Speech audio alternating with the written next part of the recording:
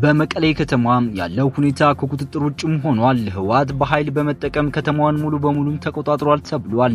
የከተማው ነዋሪዎች ከፍተኛ ድንጋጤ ውስጥ የገቡ ሲሆን ከቤታቸው ለመውጣትም እንኳን እየተሳቀቁ ነው። የደብረጽዮን ገብረ ሚካኤል ደጋፊዎች በስፋት በማህበራዊ ሚዲያ ላይ ህወሓት ማለት የትግራይ ህዝብ ነው፣ የትግራይ ህዝብ ማለት ህወሓት ነው የሚሉ መፈክሮችንም እያስተጋቡ ነው። ይህ ሁኔታ በከተማው ውስጥ ያለውን ውጥረትም የበለጠም አባብዞታል።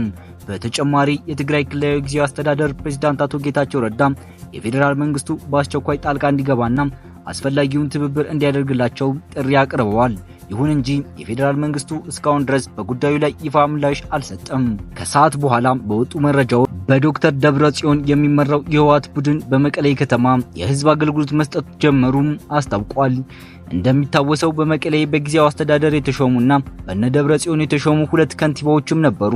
ክልሉን የተቆጣጠረው የነ ደብረጽዮን ቡድን ለመቀሌ ከተማ የመደብኳቸው ከንቲባዎች በዛሬው ዕለት ቢሮአቸውን ገብተው የህዝብ አገልግሎትን መስጠት ጀምረዋል ሲልም አስነብቧል።